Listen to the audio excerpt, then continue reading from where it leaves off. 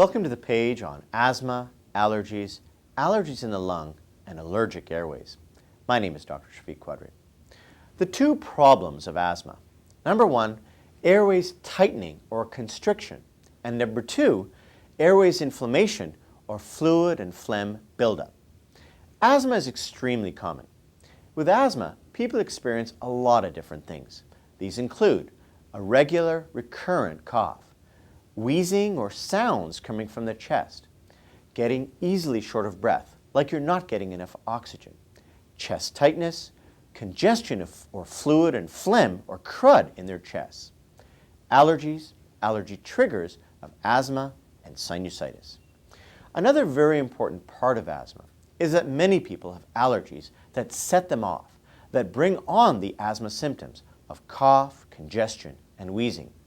Common allergies include being sensitive to cat and pet hair, being sensitive to dust, to the pollens of grasses, trees, and flowers, and reacting to strong perfumes or industrial chemicals, and of course, ragweed, most particularly during the summer months, which is one of the most problem-causing allergy triggers.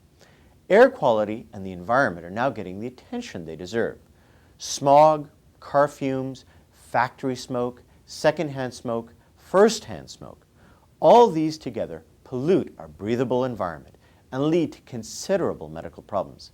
These inhaled or breathed-in allergies are often associated with sinusitis, which means a long-standing congestion, even infection of the sinuses, the air spaces in the head. People with sinusitis may be the ones who have difficult summers, who, for example, react to weather changes, frequently sneeze, have itchy eyes, runny noses, and frontal headaches. When patients say, for example, "You know, doc, I've had a head cold for a month," it's not a cold. It's usually sinusitis, usually caused by allergies. Soft signs of asthma. Asthma can also be subtle, soft in nature. People may experience problems breathing only when they exercise or exert themselves. Another soft and subtle sign of asthma is waking up regularly with a nighttime cough. Some people only experience a chronic forever cough, missed asthma, or undiagnosed asthma. What's unfortunate is that asthma is increasing greatly, especially in children. One of the problems is that doctors sometimes don't pick up, don't correctly diagnose that a young patient who is coming in, say, for more and more antibiotics because of more and more throat or chest infections may in fact, in reality, have asthma. Not treating your asthma can not only interfere with your life, but it can be dangerous. It also leads to long-term, ongoing lung damage. To treat asthma, one must treat both processes. The two problems of asthma, airways tightening or constriction, and airways inflammation, or that fluid, phlegm, or crud buildup. Use puffers the right way.